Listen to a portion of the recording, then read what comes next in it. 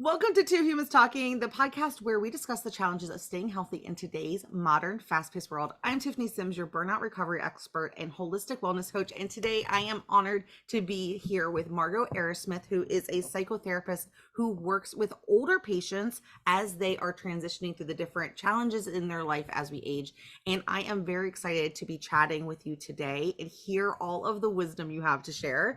Margo, thank you for being here. And I would love for you to share with our listeners who you are, where you're from, what you do, just things that make you you. Okay, Margo Arrowsmith. I'm a licensed clinical social worker. I have been doing this work for 40 years. I went back to college late in life, but yet I still have a 40-year career. I'm 75 years old, and actually I'm 75 and a half is what I always tell people. I'll be 76 soon. But anyway, um, I'm not retired. One of the things that in your introduction or in you talking about what we were going to be doing, that hit me is that like the other day, I'm like, I could have retired 10 years ago. I mean, why am I still here? That we do help people. A lot of what I do is help people with their transitions in life. However, that's not all I do, and I want to clarify that. Some of my one I'm going to describe one of my favorite patients to you. Matter of fact, she's going to be 85 next month. I've been seeing her for 2 or 3 years. I think somewhere around in beginning of COVID, we started seeing each other. She's had a wonderful life. She's raised 3 kids. She has grandchildren. She's done ballroom dancing all around the country. She does these ad hoc performances on the stage. However, she came to me at 82 because when she was a child, she had been sexually abused by her father, and she'd never worked that through. And what she said was, I'm old enough now. I don't want to carry this through my entire life. So she and I are actually working on very early stuff, things that haven't stopped her from living a good life. I mean, she's had a life most people would envy, or many people would envy. Yet she had this in her. And matter of fact, now I think I have at least 3, people who are this very similar. They've led decent lives, but there's been this thing that's been holding them back. And so we're not just working on transitioning into aging, although we're doing that, obviously. However, we're also working on still clearing that palette from way back when. It's never too late to start working on old traumas. It's never too late. And these women are so brave, and so I just love working with them. So I say, if I had retired 10 years ago, I would never have been part of this. Missed out I would on have the missed it. opportunity. I know. Oh, I can't how imagine. beautiful is that? Yeah, yeah. Now, I'm curious, do you think, so you mentioned that you were 75 and a half, which means that you have experienced a lot of life, a lot of changes, a lot of socio-dynamic changes in what's acceptable and what's not. Oh God. Do do you feel that, and it's not a, I know we don't want to segregate people into generations, and I don't know how to ask this question without doing that a little bit. Do you think that the older generations, people who are in their 70s and 80s, are just now getting to the point where they're processing that earlier life trauma compared to, say, someone in their 30s and 40s, where it's so much more socially acceptable to identify your childhood traumas, to get through your triggers, and like it feels so much more, even just for me, it feels so much more like right there that you have to have these childhood traumas that, Yeah, and we're going to talk about them and unpack them, even compared to when I was 10. yeah, yeah. Is that Interesting a question. thing, or am I making this up? No. I think actually it is. When you were first starting to talk, I was going to say, and I do want this known, is that there are a lot of younger people who are going to touch anything with a 10-foot pole, and there are a lot, and they're probably not going to do it when they're older. Um, However, yes, I mean the Me Too, movement. It's almost, as you were saying, it's almost made it obligatory these days. Now, none of the women that I'm working on this with have mentioned that that's why they're there, but I do think it's got something to do with it.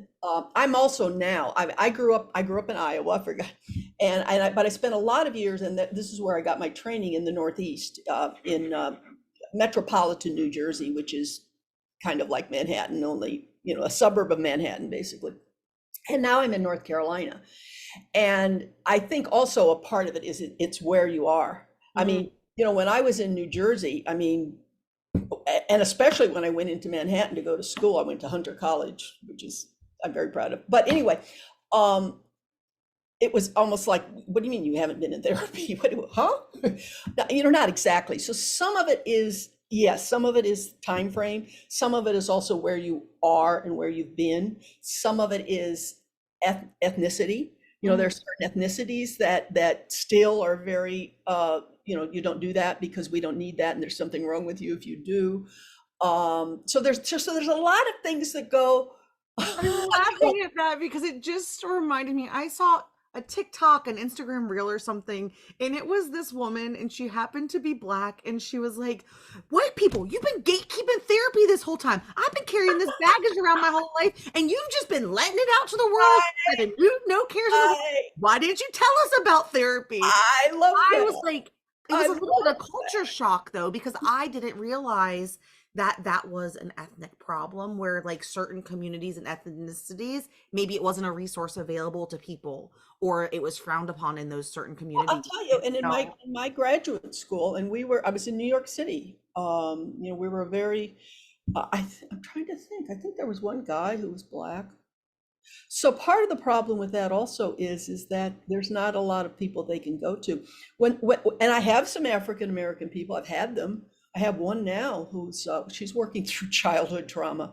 She was a parentified child, and she's very educated, very, very accomplished. She'd never heard the term parentified child, which basically means it's very often in alcoholic families it happens. It's when the kids are, like at 10 years old, you're answering calls from the boss saying, mom's sick, or you're paying the bill, you're doing all sorts of things. But she'd never heard the term before, but it affected her whole life. Yeah. She's just starting to learn that she doesn't have to take care of everybody in her life. But yes, I love that. I would love to have seen that video.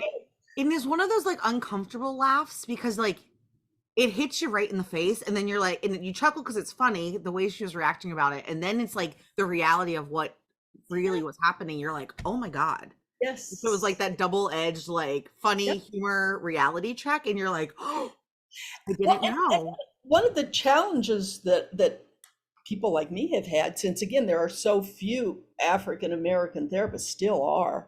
Really? Oh yeah. In 2024? 2024. I don't know. I know one, I think now even. Well, of course North Carolina is really much less racist than New Jersey was, but that's another issue for another day.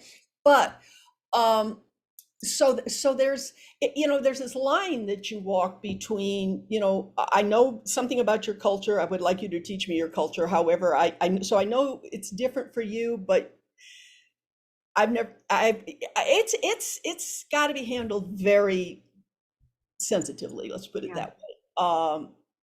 Because things are different. I didn't grow up that way. I grew up with white privilege. I have in my mind, I'll contact you when I get them, 2 videos that I want to do teaching white people what white privilege is, without having them. Love you. Nice to meet you. But anyway, so it's still kind of a problem, because when they come, very often, not always, well, I take that back. The woman in the office across from me is a very young African American woman. She's the only one we have here. But she sees some white people too. She sees Black people and white people. But another boundary now, another problem with that now is that it's often they're going to be sitting in front of somebody who they have things that maybe they don't want to talk about with a white person. I don't know. So you really have to be. I did not know, and this may be ignorant to me, I did not know that. I can't believe I'm going to say that's a lot. I really didn't know racism was still a problem in 2024, where people did not want to have conversations with or looked at people differently based off of the color of their skin and where they came from. Like, that just breaks my brain a lot, actually. Because it was not something that would ever, if you're qualified to be the person that I should be talking to, then thank you. Let's go.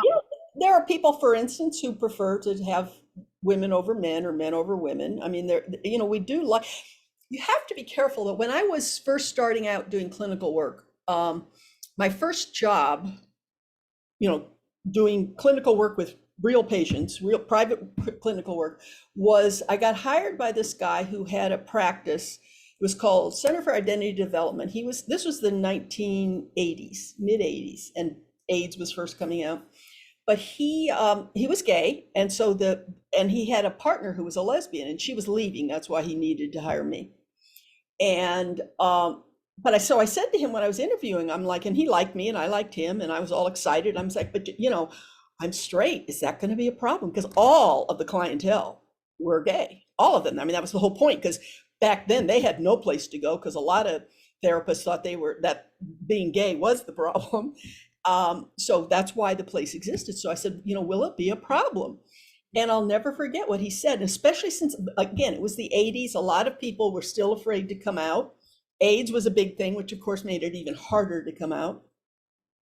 And he said there are gay therapists who are so threatened by gay people who are struggling with whether or not they should come out, that they put too much of themselves into it. So he said, so actually it might be a benefit that you're straight, because you don't have a dog in the fight here. You know, you can be, which I didn't. And that can be true then also for whether it be race or gender or all sorts of things. That's really a great point, actually, because in my brain just went like 5 different directions, and I'm like trying to like ADHD it back into a single point. One of the things that was floating through my head was how important it is to allow people who've lived different segments of life in history of time to share their experiences without quickly judging them for going, what just came out of your mouth? And that's something that I'm guilty of, because there are some things, even in our conversation, where I thought, did she really just say that? And then my brain went, Tiffany, she's sharing with you, Margo is sharing with you a different time in her life when you were being born. You didn't experience the world back then. And it's okay. Maybe it's not okay that that's the way the world was, but the world has evolved since then. But that doesn't mean we get to rewrite what actually happened to make the conversation more comfortable. And if we forget where we come from, it's very easy to go back to it. And if I take that thought and think about where we are right now and how much segregation is actually getting forced upon us, where people are only associating with people who are just like them, and they're shunning people that don't agree with them and banning them, blocking them out of their lives, instead of coming together and saying, what can we learn from each other and celebrate our differences and have those really healthy conversations, we very well could get back to a place where it's not okay to be whoever you are in your identity. Do you know what I mean? And yeah, there are two the two office people, the people who made sure we got our money, very important people in our office at one point. I'm trying to think, was it Floyd George or George Floyd? I can't remember, but you know who I'm talking about. And I mean, I loved them. I used to go in and talk to them all the time, and we were very friendly. But when that happened, and I just felt, right after it had happened, and you saw all the videos, these horrible videos. And I just felt like, because we'd never talked about that stuff ever. And there was no reason really why we had to or should have. But I just felt like I had to do it. And we didn't talk real deeply, but just the idea, but we did talk. But just the idea that it was hard for these women who I considered to be friends, but it was hard for me to go in and open up that conversation. Mm-hmm. And I don't think they would have opened it up to me at all, because they didn't really know where I was, how important it is to do that, but also how hard it is to do that. But anyway. Yeah. So we talked a little bit about, we've been talking about the generational divides and how it is pushing the generations apart rather than letting them integrate a little bit. And I know in my life, I'm not always open to hearing what my mom has to say. Because it's like, like you don't understand. That's not how the world works. And I probably am missing a lot of lessons by automatically putting my walls up. And so I'm curious, you shared that you were 75 and a half. What is that like on your in your 75 years? Did you have the same problems when you were in your 30s Oh, where you were of, pushing back? And like, of what have you learned in that of process that you course. wish we knew? Of course. I guess, you know what the most important thing in all human relationships is boundaries. Mhm. It's a word that's thrown around a lot these days. I'm not sure that people use it. I identify boundaries as, where I end and you start. We're the other way around. Um, and my mother and I love my mother. She was a wonderful person in many ways. There were no boundaries. So basically, sadly, what happened was I just never talked to her. My brother was this magpie, would talk to her about everything, and I wouldn't, and she'd always wanted a daughter who would talk to her, but so often when I would start to say something, she had no boundaries. So it would be, "Blah." So I just stopped talking to her. And it was such sadness for both of us. It really was. But to be able to hear what they're saying, know that number one, it's them and not you, and you're not them, and they don't have to be like you. And you can learn some things from them. You're not going to agree with everything, no matter how smart they are, and they're not going to do that for you. But just understanding the boundaries and how important not boundaries, not walls, because that's not really that's a boundary, but it's not a healthy one. Healthy boundaries. So yes, I mean, I had it was very sad with my mother. When my mom did have dementia symptoms, and this is an example, by the way, of how it gets misdiagnosed. When my mother was 75, she went to the doctor. She had no symptoms, no symptoms. She went for an annual checkup. Doctor said, "Oh, you have diabetes." Well, I mean, she may have had it. I'm not denying that she had it. But instead of, you start with pills, you start with diet, you start with all this stuff. He instantly put her on 3 insulin shots a day. Mm. That does terrible things. So by the time she's in her 80s, she had a lot of internal bleeding. And my dad took total care of her, but she had all this internal bleeding. One point they took her into the hospital and they did surgery on 2 of her organs because there were organs that were bleeding, and they fixed that, but she had this bleeding all over her body.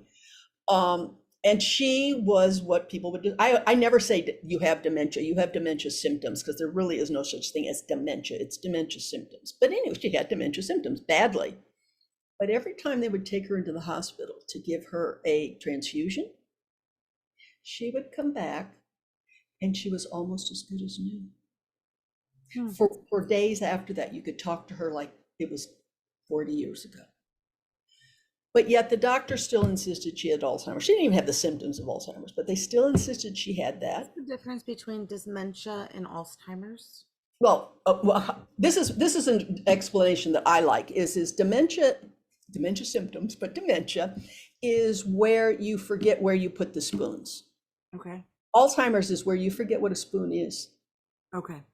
Okay. Plus which, it used to be you couldn't, well, it's changed a little bit, because it used to be they couldn't really diagnose Alzheimer's till you were dead and they did an autopsy on your brain. Now now they can do it they can do it with blood tests. They don't even have to do an MRI. But Alzheimer's also includes, it's like a plaque on your brain. And there's things that can be done with it, and there's things that can be done to prevent it. So it's like brain tartar. Thank you. That's good. I like that. There's a book called Aging Gracefully, and it talks about this thing. They call it the Nun study. And these people wanted to do a longitudinal study of the human brain, but even back 50 years ago, in America, that's a hard thing to do. People don't stay still. They don't, they're whatever. So they went to this convent because they figured, number one, these women aren't going anywhere, and number two, they need the money. So they made a contract. All of your nuns will do a test every year, talking test every year, and then when you die, we'll get to autopsy your brain.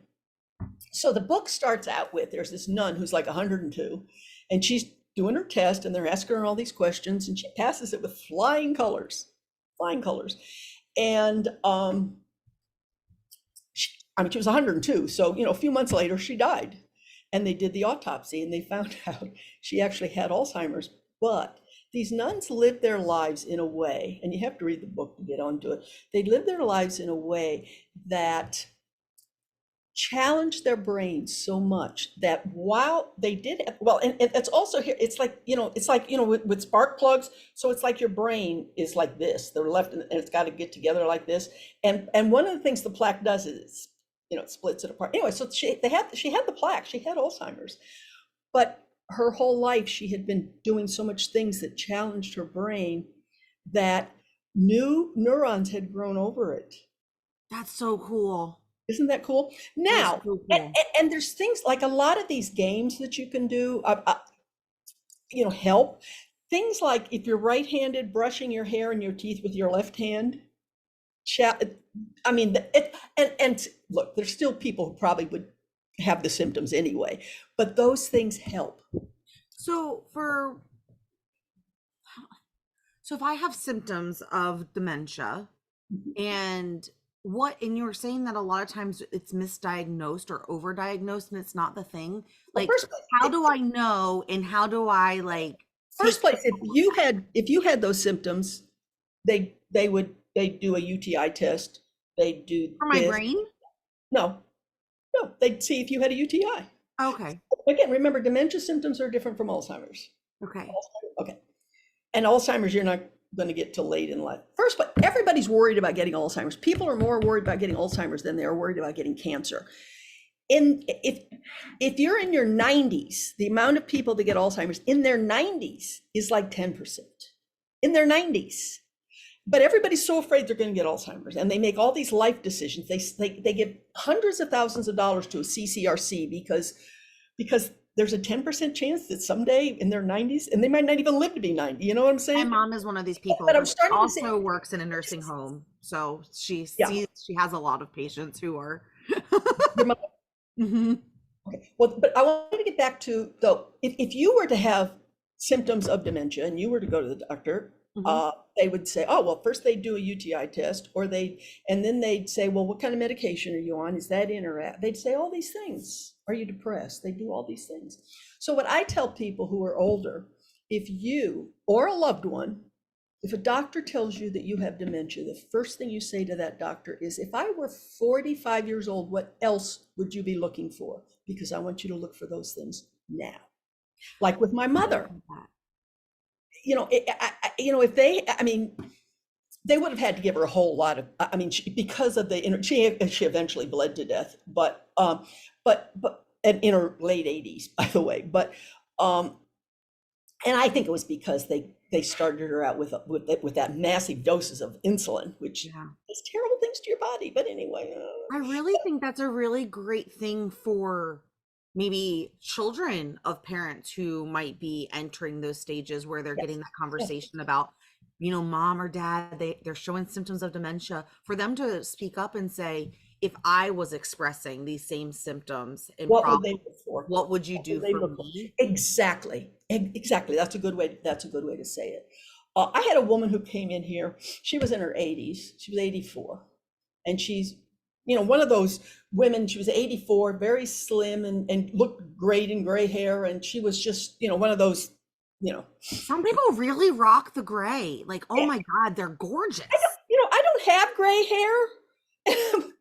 That's another story. But anyway, so she's sitting on my couch, and she says, smile on her face, like she's all resigned to this. She says, I have dementia. And I'm like, oh, really? Because most places you go to, I got to tell you, most doctors you go to, where they would say, oh, you do, and they'd start writing it, and they'd start treating you for that. I said to her, really, prove it to me. I want you to prove to me that you have dementia. So she's thinking and she's thinking. Well, the other day, this is an example. This happens a lot. She says, the other day, I was, what is it?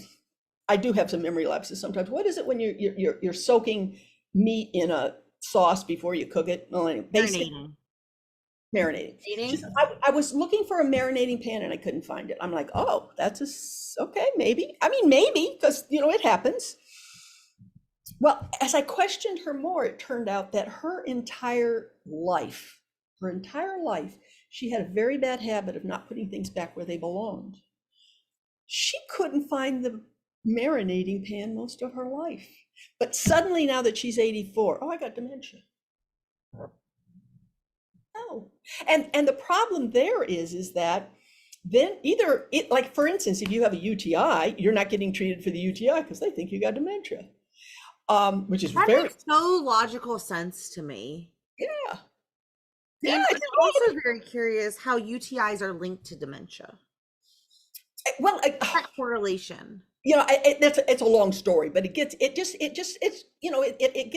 into your blood, the blood goes to the brain, it just affects things, and it So you're affects just supposed to everybody. live with a permanent UTI? That sounds miserable. Oh, I can imagine. I Is can that imagine. what happens to older people who might have UTI? Nowadays, I will say this, doctors are getting smarter about that, so they're more often likely to check for that. Okay. Not all of them. So if they don't, you say, well, how come you're not checking me for a UTI? Okay, so wouldn't I know I had a UTI? Not everybody has that much trouble with the UTI, or No. it's again, but again, but a lot of people do. But that's a really good question. I mean, it's a great question. Again, and what it shows is how powerful the prejudice towards assuming that whatever's wrong with you when you're old, it's dementia, as opposed to something else. That's Let me so tell you about. There's a fascinating, wonderful, but in a very sad way. very sad. There's a wonderful, wonderful man who love him dearly in Durham, North Carolina. Is a kind of a neighbor of mine, but he's a PhD pharmacist. And when I tell this story, I always say to people, you don't get a PhD in pharmacy if you think that medication is bad, right? However, his program that he runs is called deprescribing. Mm. Deprescribing. Because, and he says a lot of people, certainly older people, the problem is, and this often causes dementia symptoms, they're given too much medication, the medication interacts. His story, how he got started, is he was in pharmacy school, and he had a grandma, and obviously if he was in pharmacy school, she was old, and she was living with his parents, and she had dementia. And then she started, it was okay. I mean, she was troubled, but it was okay. She started to get belligerent. I mean, and that can happen. So they couldn't handle her anymore. So they sadly put her in a nursing home. She's there for a little while. The nursing home calls up and says, oh, she's too violent. We can't keep her here. You got to come get her. So they went and got her and they took her home. Well, he's in pharmacy school, and you know how students are all Very curious. They're learning lots and very he curious. took her medication. He worked with her doctor. He got her off a lot of her medication. And because he looked at how they were interacting with each other. Not only was she no longer belligerent, she didn't have dementia. She did not have dementia. She went back to being like she had been. Mm. This is one of the reasons, not the only reason, because he could give you thousands of stories why he is such a crusader about this, because he experienced it with his own grandmother and his own family. You know, when I was in college, so I have a bachelor's in biochemistry, biology, and a minor in environmental studies. You know a lot about this stuff. And when I was in college, I really thought that I wanted to become a biomedical engineer and work in pharmaceuticals. And at the time, I realized this is so horrible, but like at the time, I was like, I understood how placebos work, and I understood how meds worked, and I understood how trials worked. And all of a sudden I was like, I don't think I want to be responsible for killing someone's grandma. And then I took like real physics, not Disney physics. And I realized that like, that was not the world for me, and I went a different direction. But now looking back, I really thought that pharmaceuticals was like the saving grace for humanity. And I'm learning as I get older that there is a line in the sand where it's helpful, and then we've gone too far. Like meds are such a great bridge to help us get from where we're struggling to where we're going to repair. But how many times I have people in my life who are on heart medications, and it's like, you can't take grapefruits with this because it'll drop your blood pressure. Is that why? It, right? And it's like grapefruit is nature's blood pressure lower. And when you're on these medications that are helping regulate your blood pressure, you can't eat real foods. Why are we not just, I'm so confused. We're giving medications that then we can't go use nature's medicine to help us regulate our own bodies the way they were designed. And then we have to take additional medications to counter effect I got side effects. Because selling people grapefruit isn't all that profitable. And I'm just like, and then we get into our 80s and 90s, right? And I have a doctor, and actually I'm getting another doctor because of other things, but, and she understands, I mean, I'm on no medications. I'm like, I don't need, I mean, if I needed one, I'd take one, but you got to convince me I need one. So a while back, my cholesterol has always been a little high. But by the way, what does that even mean? Because high cholesterol for one person might not be for another. We need cholesterol. So what does this even mean? But she said I did. But by high, so one day, and I only go there like every 15 months for my annual anyway, but she says to me, and she was operating on last year's blood test. So she says to me, well, your blood pressure, I mean, your cholesterol is high. So we need to put you on a statin. Now, I know that statins are, I mean, if you need one, if you really need it, fine. But they are horrible. They do terrible things to your body. If you really need it. So I said, well, how come? She says, well, you know, this is where your cholesterol is. I don't even remember the number because I don't pay attention to those numbers. But she said, so you have an 8.5% chance of having a heart attack or a stroke. So I looked at her and I said, so you mean to tell me that I have a 92.5% chance of not having a heart attack or a stroke, and because of that, you want to put me on this vicious medication? That's what happens.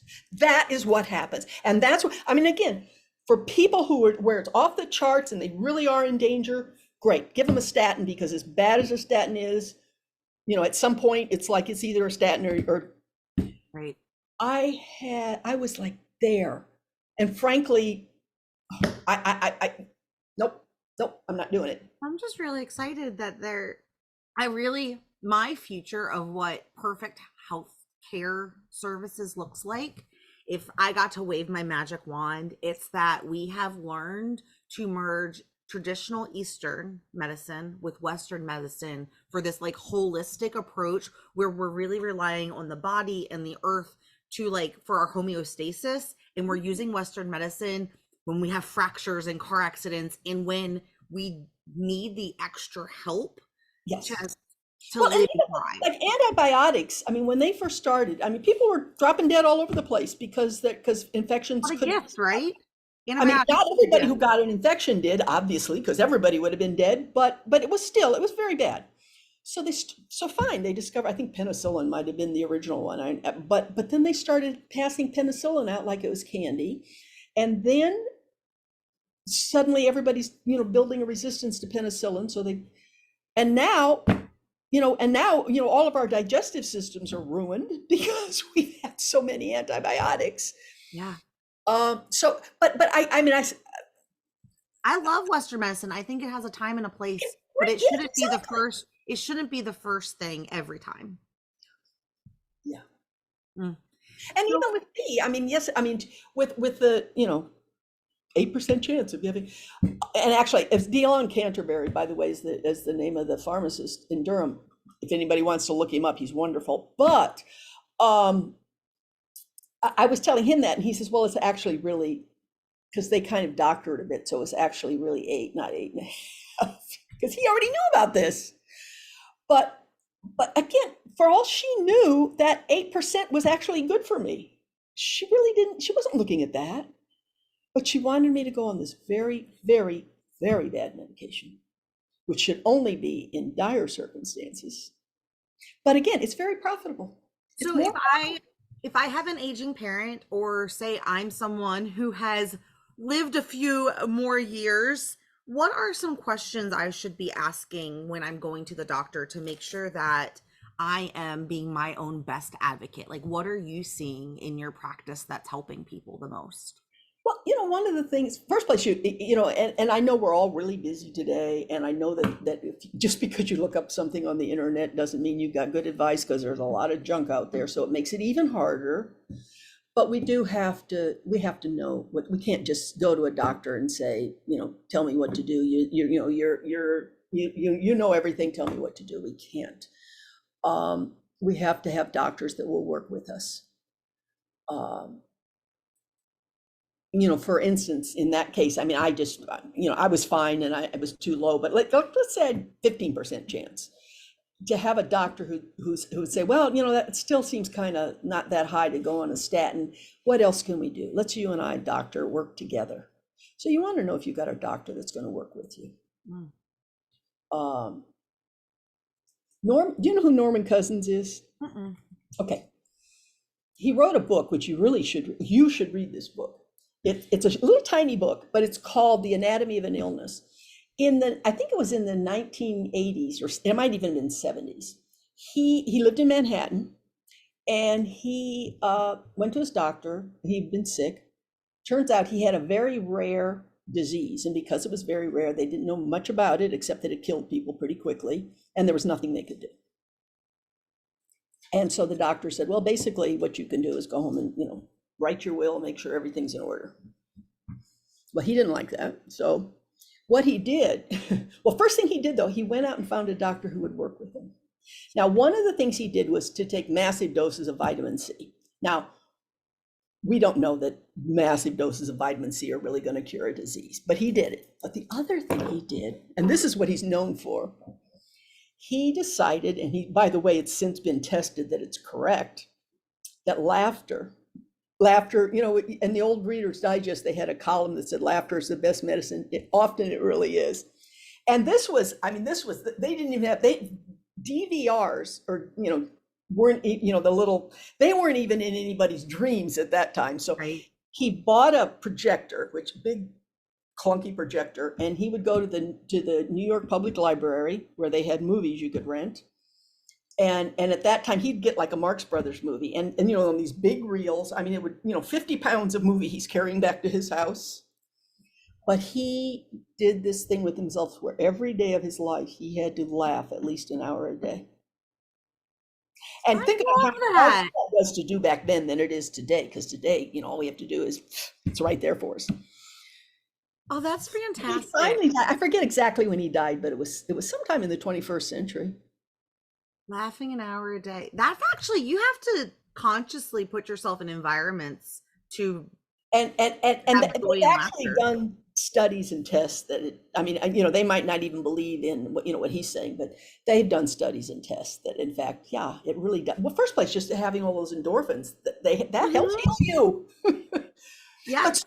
But the reason I remembered him and brought him up is because one of the first things, you want a doctor who will work with you, and that's not easy to find, I will say, but you want a doctor who say, look, I this is what I'm willing to do, this is what I'm not willing to do, unless you can convince me that something terrible is going to happen if I don't. But you don't want a doctor who's just like, bring out the pad and you do what I say. And it's hard to do these days because of what has happened to medical practices. They get like, it used to be doctors, by the way, when I was a kid growing up, doctors made a whole lot more money comparatively than they do today. Okay, so this did not, but it used to be back in those days that it was illegal to have a for-profit medical business.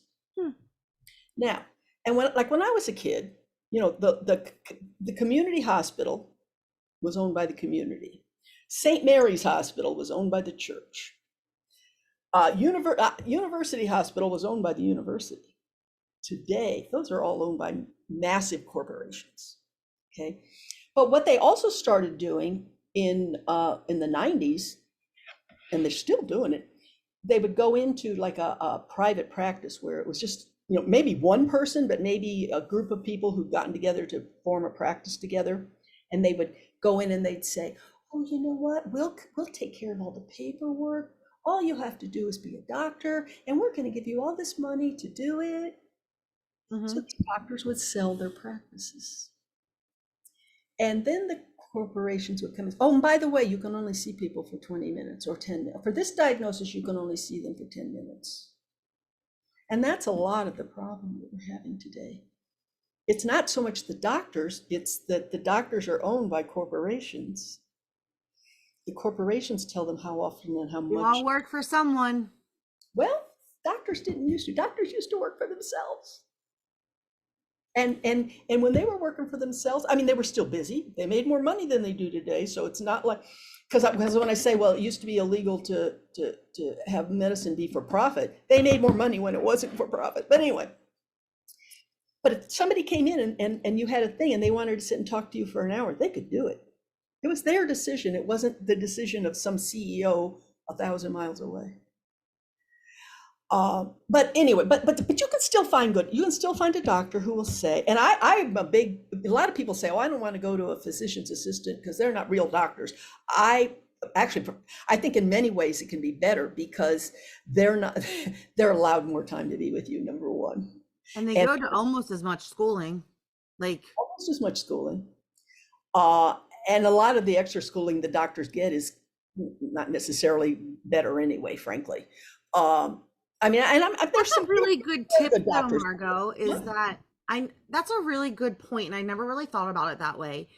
There is a stigma about seeing the doctor versus the PA, the physician's assistant. But if you're looking for that more intimate care, the physician's assistant does have the bandwidth and the time to really spend with you, to get to know you and to hear your concerns and give you a little bit more of a personal touch. I think that's a really great point. Now, that doesn't mean they're all great either, but what it means is that the organization is set up so that they can do these things, whereas it's harder for the doctors. Yeah. I'm also a really big advocate for, no matter what service you're looking for, whether it's medical care, a mechanic, a whatever, is dating the person that you're seeing and that you're choosing for your services, because not all therapists are the same. You're not going to jive with everyone. And so like you have to find someone where you're not like cringing as you're walking through the door, but like where you're ready to really like open up and have a dialogue with the person that you're getting advice from. And so if you don't feel it, I am a big advocate for, well, go try another doctor. Not every person is the same. I totally agree. I mean, I've had people, I mean, I've been doing this for 40 years and it hasn't happened often, but I've had some people say, you know what, you're great and all, but it's not working. Fine. And I'm sure you felt that way about clients. Of course, well, yeah, a lot, but I will help them find somebody. You know, if you've got a really good doctor and you say, you know, I just need something else. It's like, okay, fine. In different stages of life, you have different priorities, different demeanors, and so like, why not in the medical field too? Personalities, Judge, and I'm certainly not going to go with somebody who's just going to say, you know, you do what I say, and this is prescription. You better. I'm a doctor. Me personally, not everyone is this way. Me personally, I'm a very curious person, and I have lots of questions. And my questions aren't because I'm challenging you; it's because my brain truly wants to understand what's going on. Yes. And if you're going to do something, can you put a camera so that I can watch too? Because like I want to learn while you're doing it. Can you talk it through? Like I am a med student that you're teaching right now, and not every doctor has the patience for that. I will tell you, well, not every doctor has the patience. A lot of them don't have the time because, again, they've got some boss telling them what to do. But a lot of them are like, oh my God, I've got a real person here. I can because can you imagine what it's like them to just have people come in and say, oh, doctor, tell me what to do. Oh, yeah, I'll do it. I mean, come on, having that happen like, 20 times a day, every day. You probably get exhausted. I didn't go to school for that. So Margo, go ahead. I'm sorry. I have loved the dynamic. We've gone a lot of places today and had a lot of really good conversation. I'm curious, as we're wrapping up, is there anything that is on your heart or mind that you wanted to share today that we didn't talk about? Well, I'm gonna put in a plug for, maybe we can do this again, because one of the things I didn't get to talk about is the senior housing industry, which really bugs me, and how that affects, by the way, people's health, because it does affect people's health. And I know, because I used to do home visits and I used to go see people in these places. I know how it affects their health. So I would love to talk about that. Absolutely.